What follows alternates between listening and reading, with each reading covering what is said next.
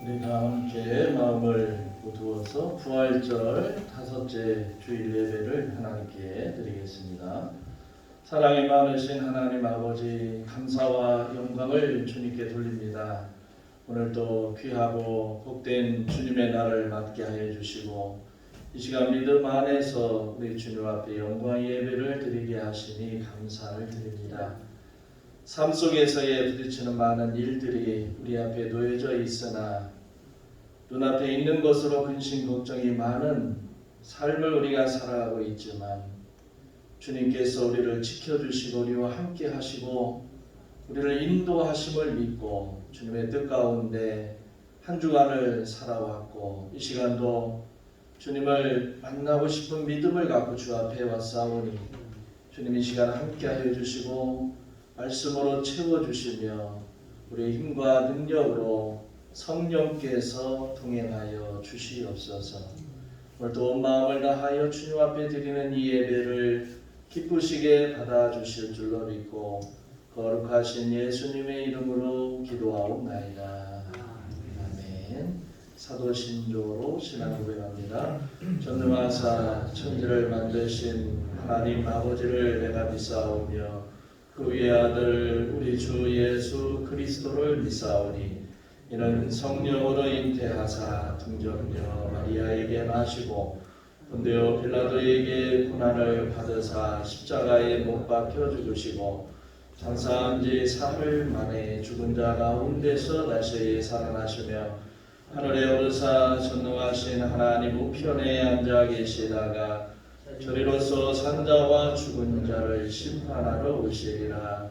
성령을 믿사오며 거룩한 공예와 성도가 서로 교통하는 것과 죄를 사하여 주시는 것과 몸이 다시 사는 것과 영원히 사는 것을 믿사옵나이다. 아멘. 찬송가 93장 되겠습니다.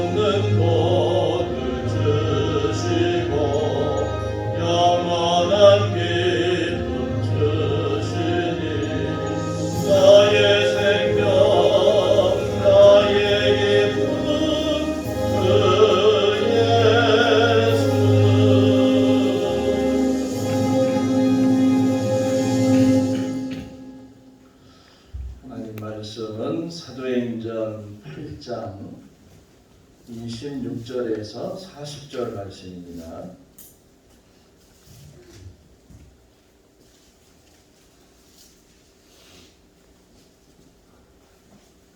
사도행전 8장 26절에서 40절 말씀 한 절씩 교독합니다.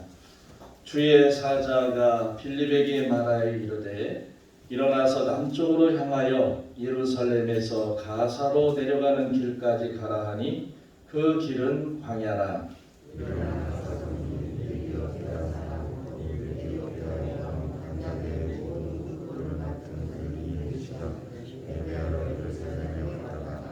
돌아가는데 수레를 타고 선지자 이사야의 글을 읽더라.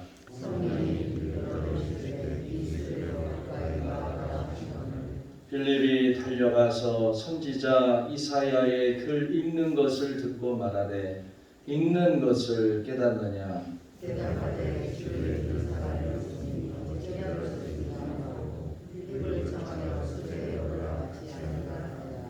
읽는 성경 구절은 이것이니 일렀으되 그가 도살자에게로 가는 양과 같이 끌려갔고 덜 깎는 자 앞에 있는 어린 양이 조용함과 같이 그의 입을 열지 아니하였도다.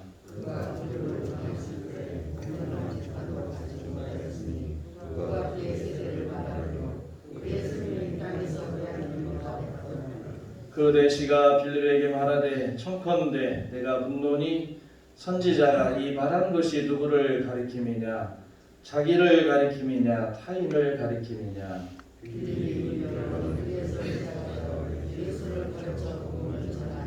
길 가다가 물 있는 곳에 이르러 그 내시가 말하되 보라 물이 있으니 내가 세례를 받음에 무슨 거리낌이 있느냐.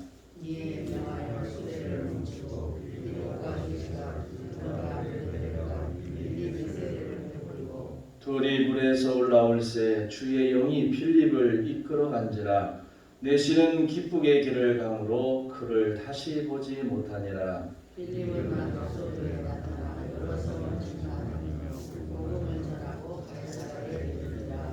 아멘. 할렐루야. 함께 인사하겠습니다. 주님의 이름으로 사랑합니다.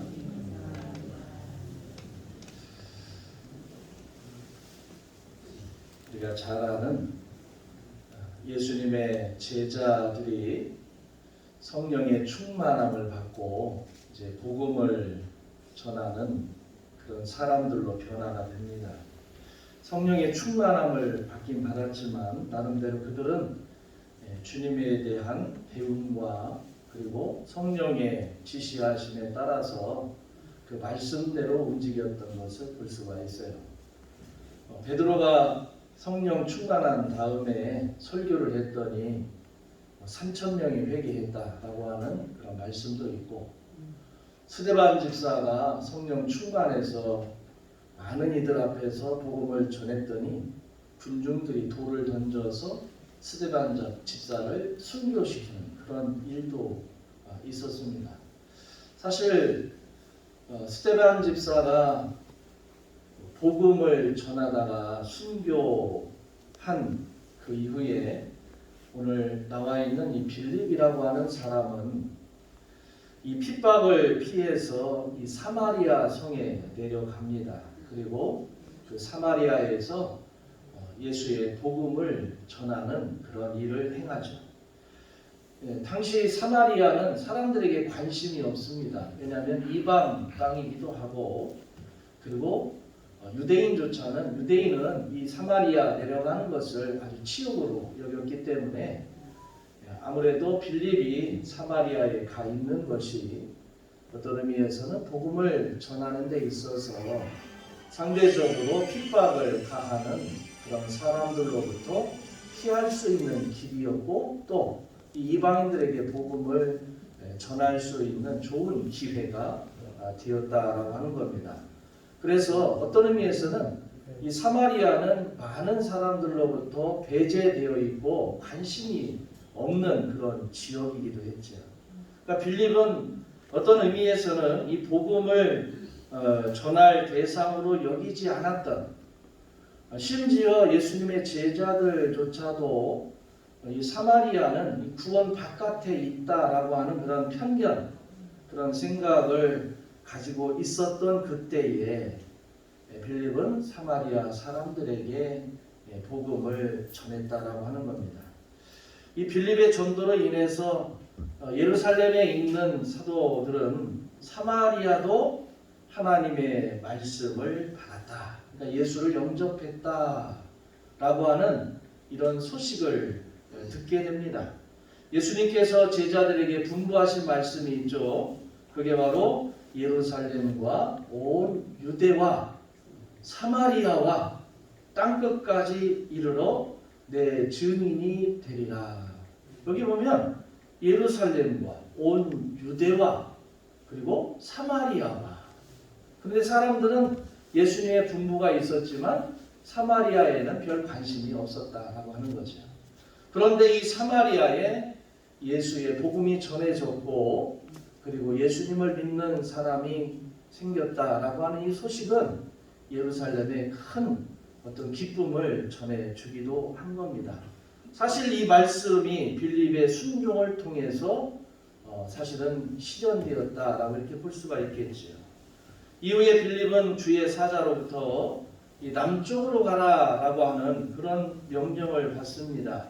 29절에 보면 성령이 빌립더러 이르시되, 성령이 빌립에게 명령을 했고 39절에 있는 말씀에 보면 둘이 물에서 올라올세 주의 영이 이렇게 나오죠. 그러니까 29절 성령이, 그리고 39절에 보면 주의 영, 이렇게 기록된 것으로 봐서는 성령께서 빌립을 이끄셨다라고 하는 걸 알 수가 있습니다. 그러니까 빌립은 성령께 순종해서 이 예루살렘 남쪽의 광야길로 내려가는데, 사실 이 길은 순탄한 길이 아니에요. 지금으로 얘기하면 거리가 약 100km 정도 됩니다. 이 100km 정도를 말 타고 가는 것도 아니고 걸어서 지금 이동을 해야 하는 거죠. 성지순례를 하다 보면, 이스라엘에 들어가서 성지순례를 하다 보면 이 버스가 이 광야길을 막 지나갑니다. 지나가다가 광야 한복판에 차를 세워요. 그리고 내리라고 해요. 그 내리면 한동안 걸어갑니다. 이 걸어가면 풀 한 폭이 나무끈을 하나 없는 아주 땡볕이 내리쬐는 그런 광야, 땅에선 이 모래 같은 것이 열받아가지고 밑에서 뜨거운 열기가 코로 그냥 쓱 들어오고, 머리는 이 프라이팬 같아요. 너무 뜨거워요. 그늘만 있으면 시원한데 그렇게 뜨겁습니다. 이 광야는 사람이 걷다 보면 땀이 나질 않아요. 왜? 땀이 나오면서 말라버리기 때문에 가다 쓰러져 죽습니다.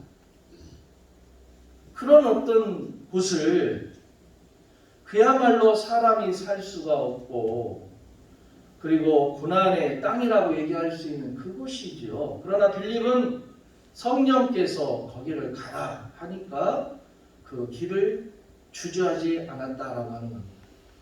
전도자 빌립은 사마리아 성의 열매에 안주하지 않았습니다. 고난의 광야를 마다하지 않았다라고 하는 거예요.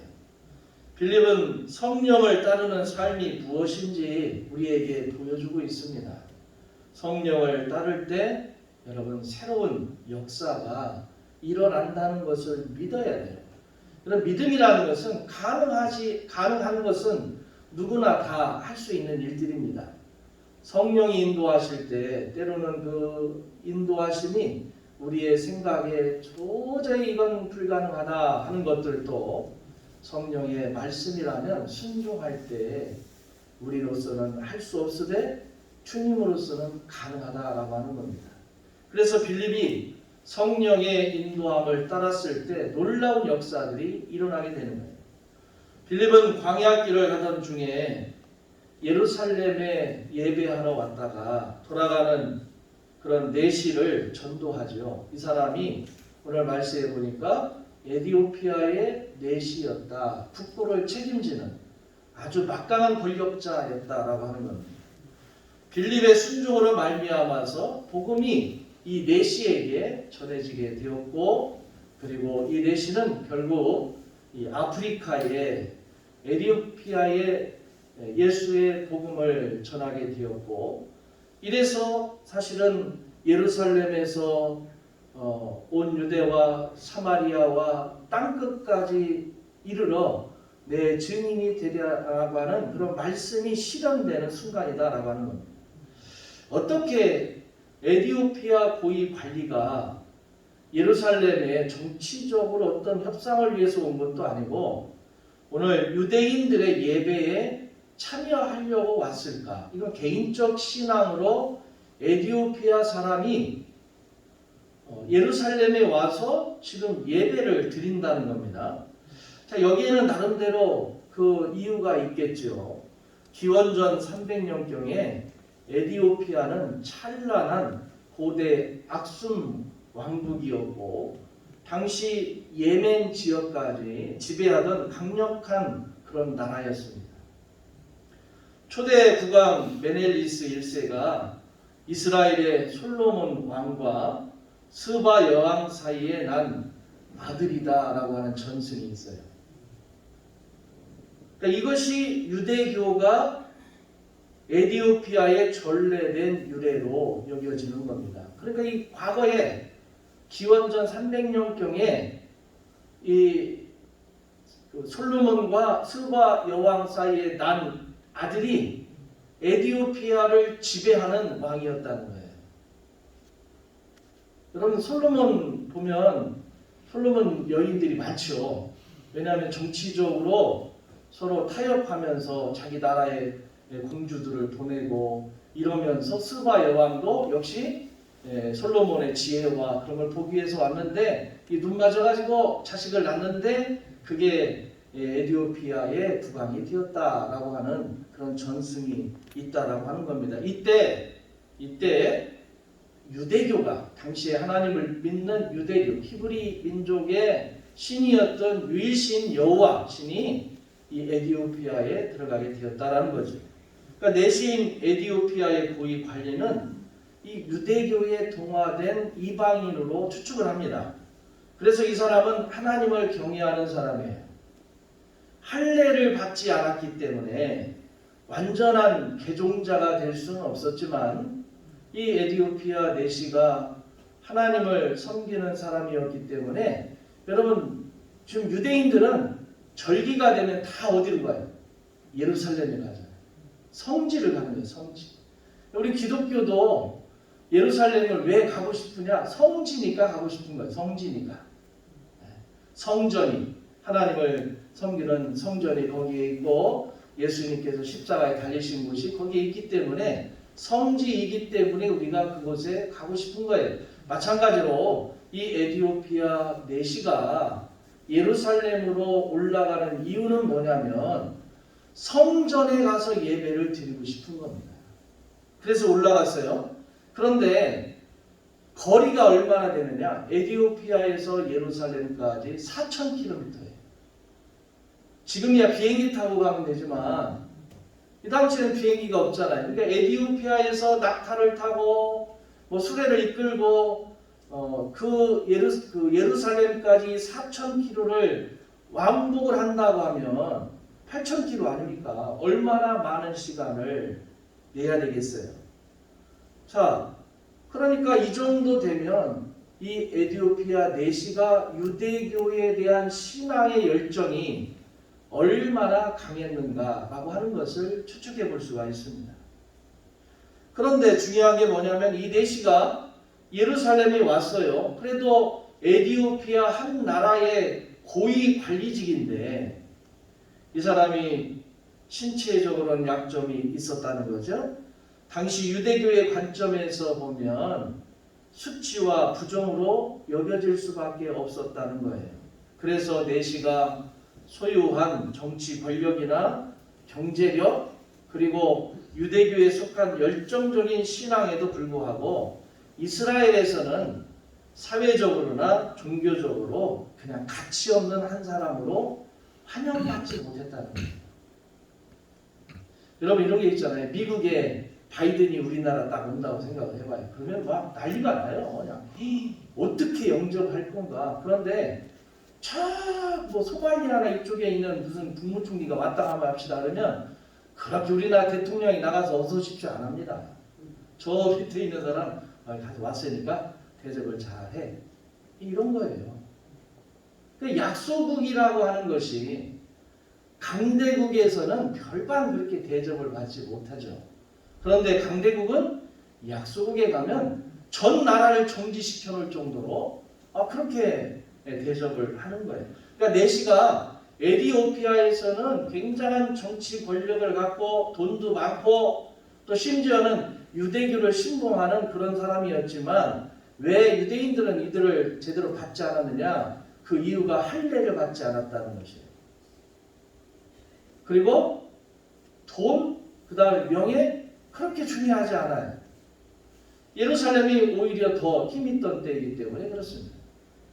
그런 내시가 예루살렘의 성전에 예배를 드리고 돌아가는 그 발걸음이 기뻤겠느냐라고 하는 거예요.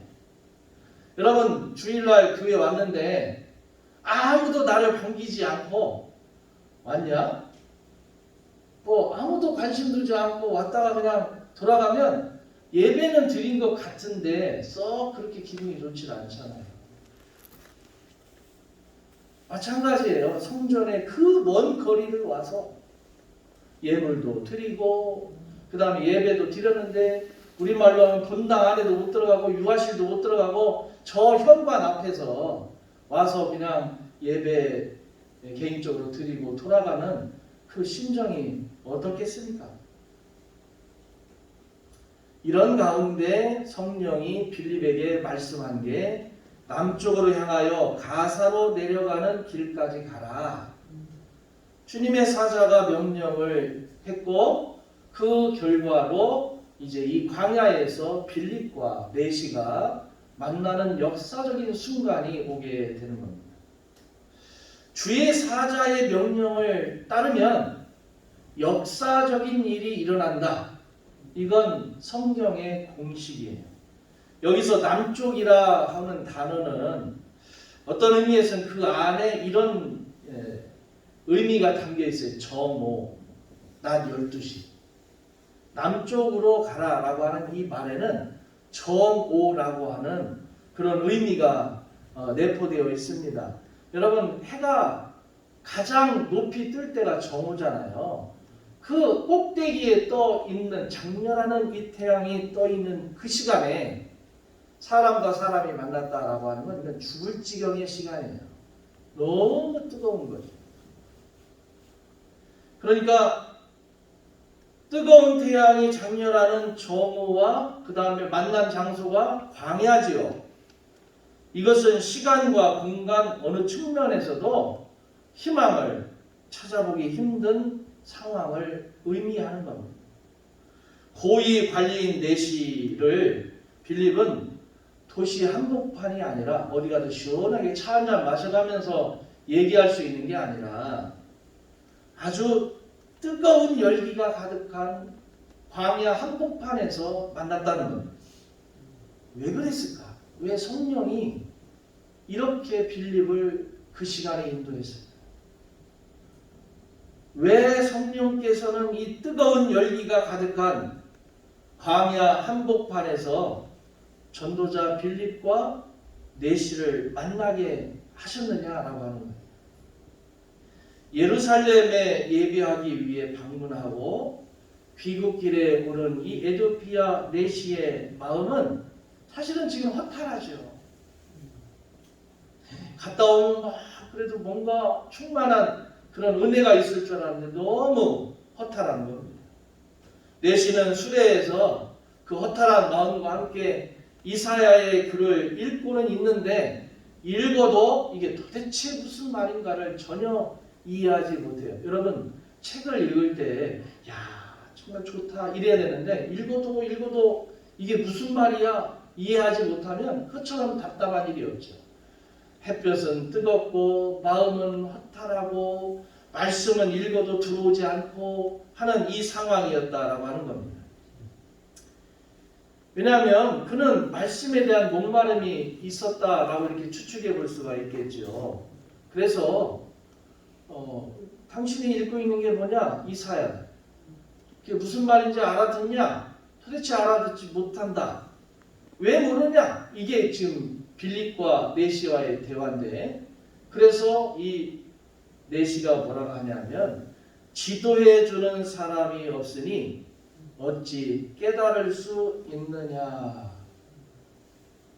지도해 주는 사람이 없는데 어떻게 내가 이 말씀을 깨달을 수 있느냐. 이렇게 말해요. 사실 표현되지 않았지만 오늘은 우리가 스승의 주의를 보통 지켜요. 또 학교가 선생님들에게 학부모를 뭐 갖다 주고 하는 뭔가 있다고 해서 이게 문제가 됐지만, 사실은 이 땅에 많은 사람들이 가르쳐주는 사람이 있어야 배우는 사람이 있고, 바르게 가르쳐야 바르게 배워서 바른 삶을 살아가는 거 아니겠습니까? 말씀도 마찬가지고 세상의 지식도 마찬가지예요. 바르게 배워서 바르게 가르치고 그 가르침을 통해서 바르게 전달해야, 그래야 왜곡되지 않고 세상이 아름답게 본래의 뜻대로 정의를 실현하며 나가는 거 아니겠습니까? 이 내시가 나한테 누가 가르쳐주는 사람이 없으니까 읽어도 이게 도대체 무슨 말인지를 모르겠다. 그래서 결국 그 말씀, 이사야의 말씀을 빌립이 풀어주게 되는 거죠. 그 말씀의 대상자가 누구냐? 예수다. 그 예수님에 대해서 가르쳐 주니까, 가다가 물이 있을 때 보라, 물이 있으니 내가 세례를 받음에 무슨 꺼리낌이 있느냐. 세례를 받겠다는 거죠. 유대교에서 예수 그리스도를 영접하는 겁니다. 이러한 내시의 영적 갈망을 해소해 준 이는 성령께 이끌려간 전도자 빌립이었다는 거예요. 빌립은 내시의 곁에서 예수님을 가르쳐 복음을 전합니다. 그리고 내시에게 세례를 베풉니다.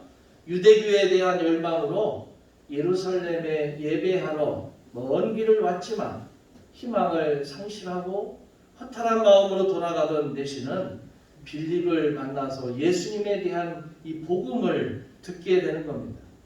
이에 차원을 뛰어넘는 하나님의 놀라운 은혜를 경험하고 즉시 세례를 받아 생명구원의 역사에 동참하게 되는 거예요.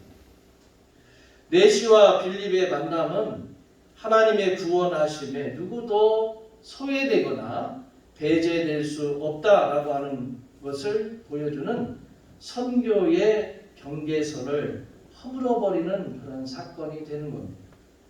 이렇게 복음이 임하는 곳에는 광야도 희망의 땅으로 변화가 된다라고 하는 사실이에요.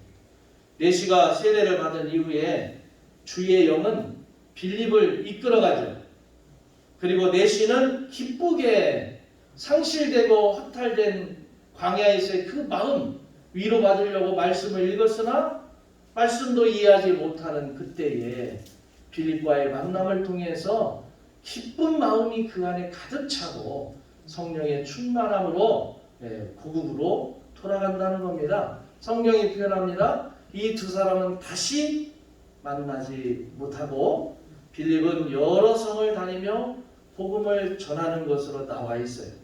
빌립은 복음을 전한 뒤에 자신의 공을 세우려 하지 않았습니다. 세례를 받은 내시도 빌립을 의존하지 않기는 마찬가지예요. 각자 자기의 길을 기쁘게 갔다는 겁니다. 성령께 이끌린 삶, 그게 바로 오늘 말씀에 나와 있는 것처럼 이런 삶이에요. 전승에 따르면 고대 에티오피아는 지구상에 사람이 거주할 수 있는 가장 먼 곳으로 간주했기 때문에 빌립의 내시 전도는 땅끝까지 이르러 증인이 되라고 하실 명령의 성취라고 볼 수가 있는 거예요. 빌립의 내시 전도 이후에 4세기경에 이 에티오피아는 아프리카 국가 중에서 제일 먼저 그 그리스도를 받아들이는 그런 나라가 되었어요. 현재도 에티오피아의 종교는 이슬람, 아프리카 주변에 이슬람 종교로 가득 차 있는 나라들인데 그 환경 속에서도 에티오피아 종교회가 그 정체성을 유지하고는 있습니다. 최첨단의 문명이 경제 부흥이 지식인과 권력자가 지금 작은 바이러스, 눈에 보이지도 않는 이 코로나라고 하는 바이러스, 이 창궐을 막아내지 못하잖아요.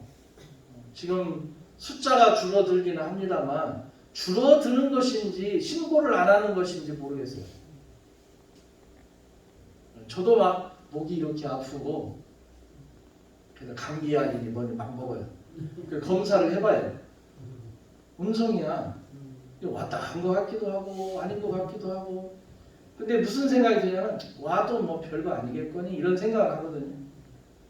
그런데 이게 지금 다시 뭐 유럽이나 이쪽에서는 뭐 확산되고 우리 북한 동포는 지금 난리가 난 상황이잖아요. 사람이 지식도 있고 뭐 의술도 뭐 높아지고 있고 경제력도 있고 뭐 인간이 아주 끝까지 가는 것처럼 보이지만 눈에 보이지 않는 작은 바이러스가 사람을 이렇게 아무것도 아닌 존재로 만들어버리는 것을 지금 우리가 경험하고 있잖아요. 빌립과 내시는 희망이라고는 찾아볼 수 없는 뜨거운 열기만 가득한 광야에서 만났습니다. 그러나 희망이 사라진 그곳에서 하나님은 새로운 역사를 이루셨다라고 하는 거예요. 희망이 사라져버린 광야와 같은 이 시대에 필요한 게 뭘까? 요즘에 내일도 우리 교회에서 목사님들 세미나가 있어요. 공부를 좀 해야 되니까. 제일 관점이 뭐냐면 그래도 1세대는 이렇게 나와서 예배를 드리는데 젊은 세대가 이게 자꾸 신앙과 연결이 안 되고 이런 부분이 있어서 목사님들이 막 고민을 해요. 그래서 메타버스를 시작할 것이냐, 사이버 공간에 어떤 메시지를 넣어놓을 것이냐, 아니면 심지어는 이런 요청까지 있더라고요. 장로님이 저한테 충고한 건데 우리 교회 말고 다른 교회 장로님, 목사님 새벽 기도와 수요 예배 이걸 영상으로 다 찍으래요. 교회 학교 예배까지 다 찍어놓고 그 다음에 유튜브에 올려놓고 사이트 알려주고 언제든지 들어와서 그걸 들으라는 거예요. 그래서 좋은 얘기인데 한번 고민을 해보겠습니다. 그게 참 효과가 있을까요? 저도 무슨 이제 탈을 하나 쓰고 이렇게 뭐 해야 될란가 어린이들한테. 그런데 아무리 고민해도 지금 이 시대가 신앙이라고 하는 것이 아주 그냥 광야와 같잖아요. 지금. 그래도 이래도 저래도 복음을 전하는 목적이 뭐냐면 그건 예수 그리스도예요. 예수 그리스도. 이 절망의 순간에 광야와 같은 그런 시대 가운데 속에서도 꼭 필요한 게 뭐냐면 예수 그리스도라고. 오직 예수님입니다. 빌립처럼 순종의 발걸음을 내디딜 때 하나님은 이 절망의 광야를 희망으로 일구어 내신다는 거예요.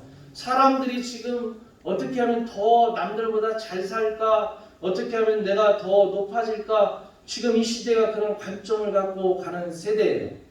신앙은 오히려 희생을 강조를 하니까 교회보다는 그냥 내 집안에서 많은 것을 얻을 수 있는 방법들을 찾고 있는 시대입니다. 어쩌면 그래서 사람들이 그곳에 몰려갈 때 느끼는 것이 뭐냐면 절망이라고 하는 거예요. 세상이 그렇게 원하는 대로 해주지 않습니다.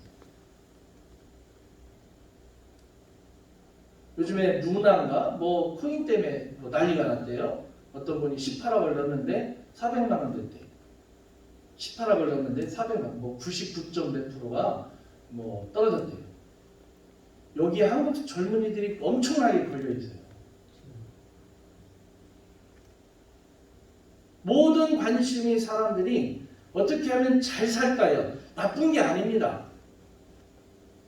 그래서 신앙이라는 것보다는 나에게 잘 살 수 있게 해주는 것에 관심을 갖는 게 지금 이 시대예요. 그러니까 교회가 그들에게 해줄 수 있는 게 뭐냐면 잘 살 수 있는 방법을 가르쳐야 한다는 거예요. 그런데 그 답은 예수님밖에 없는 거예요. 지금은 여러분 절망의 시대입니다. 그러나 우리는 포기하지 않습니다.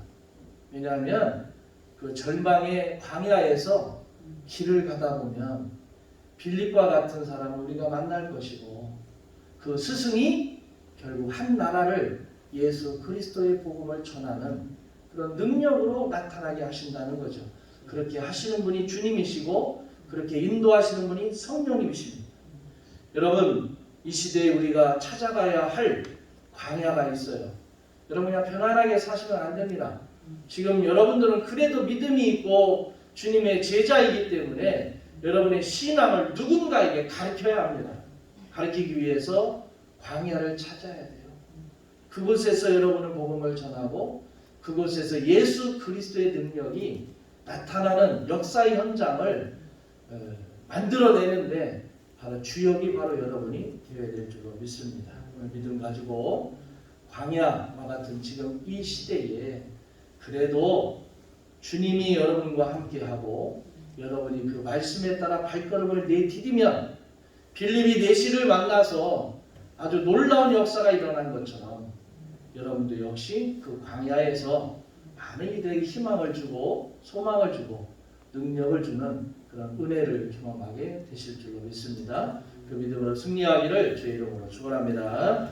기도하겠습니다. 사랑이 많으신 하나님 아버지 감사합니다. 믿음 안에서 주님을 바라보기를 원합니다. 우리가 사는 이 세상이 어떤 의미에서는 광야와 같은 그런 세상이지만 그럼에도 우리에게 소망이 없다, 희망이 없다, 좌절하고 낙담해 있는 많은 사람을 향해서 성령님은 명령합니다. 그 뜨거운 햇볕에 아무것도 없는 황량한 광야에 가라고 말씀하십니다.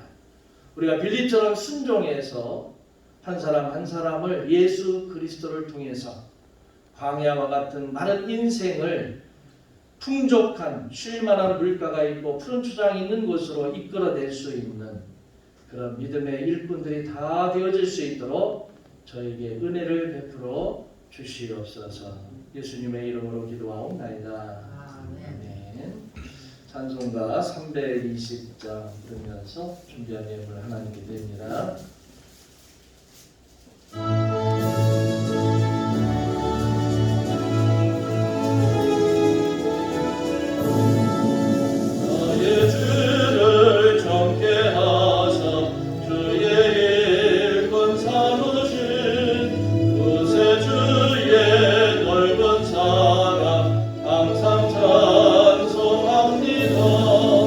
나를 일꾼 삼으신 주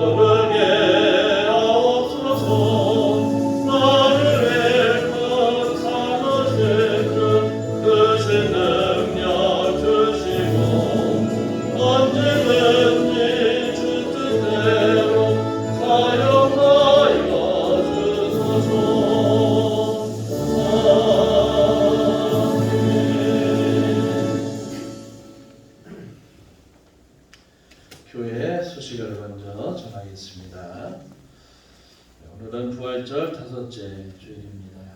금국교회 윤현열 담임 목사 취임식과 최규환 목사 은퇴식 그리고 교회 창립 100주년 기념 행사가 오늘 오후 3시에 있습니다. 전북로의 제117회 1차 임시도회가 17일 오후 1시 화요일이죠. 우리 본 교회당에서 있습니다. 기도해 주시기 바랍니다. 금주봉사는 3교구이고 다음 주는 4교구입니다. 11조 이은복 목사, 김명수 집사님, 김정숙 권사님, 송영욱 권사님 건강 주신 감사합니다. 김설, 김찬희, 김태훈 성도님, 권호선 집사님, 양상순 집사님, 생일 감사임을 박민식 집사님, 본당 신축원금 손춘봉 장로님, 양일순 권사님, 장학헌금 유미성 목사님, 정이일 사모님 드렸습니다. 사랑이 많으신 하나님, 감사와 영광을 주님께 돌립니다. 귀한 시간, 복된 시간 주님과 함께 동행하게 해주시고 오늘도 귀한 예배를 드리며 귀한 예물을 드립니다. 주님 예물을 기쁘시게 받아주시고 주의 크신 은혜와 능력 가운데 소망 가운데 하나님의 큰 은혜 있도록 축복하여 주시옵소서. 11조 예물을 드리오니 주님을 신뢰하고 주님 온전히 믿는 믿음 안에서 나아가는 가정들마다 하나님께서 그들의 손과 발로 하는 모든 일들 생각하고 계획하는 모든 뜻들이 주님 앞에서 형통하게 이루어지게 하여 주시옵시고 그들의 자녀와 후대와 생업과 직장이 하나님 앞에서 풍족하게 채워지는 놀라운 역사를 주님께서 허락하여 주시옵소서. 감사의 예물을 기억하여 주시고 하나님 정말 세상을 보면 감사할 일이 없으나 신앙 안에서 오늘 또 호흡을 주시고 생명 주시고 살아갈 수 있는 능력 주신 주의 은혜에 감사하며 소망 가운데 주님을 바라보니 감사의 조건이 많이 보여지게 하시고 감사 생활이 되어지도록 감사할 일들이 주님 앞에 많아질 수 있도록 주께서 축복하여 주시옵소서. 본당 신축원금 기억하시고 하나님 아름다운 성전이 주님 이루어지게 하여 주시고 그 일을 위해서 수고의 땀을 함께 흘립니다. 이 손길이 복되게 하여 주시고 주의 영광이 나타나게 하시고 그 가정도 주의 성전으로서 축복 있도록 은혜 주시옵소서. 장학헌금 기억하시고 하나님 사람을 키우는 교회가 되게 하여 주시옵소서. 이를 위해서 드린 예물 하나님 귀한 손길을 통하여서 그 가정과 자녀가 사람을 키우는 역할 감당하는 가정 되게 하시고 그 후대가 하나님 앞에 많은 것으로 치유받을 수 있도록 은혜 베풀어 주시옵소서. 주정금 기억하여 주시고 예배하며 드린 예물입니다. 주님 그 예배가 복되게 하여 주시고 간구하고 소망하는 것들이 주님 앞에서 가득 가슴에 채워가지고 돌아갈 수 있도록 은혜 주시옵소서. 지금은 우리 주 예수 그리스도의 은혜와 아버지 하나님의 무한하신 사랑하심과 성령님의 감화, 교통, 기름 부으심의 역사가 믿음 안에서 주님이 이끄시는 대로 복음을 위해 최선을 다하고 많은 생명을 살려내기 원하는 주의 모든 성도님들 앞길 위에와 그들의 삶 자치 위에 지금부터 영원토록 함께 하시기를 간절히 축원하옵나이다. 아멘.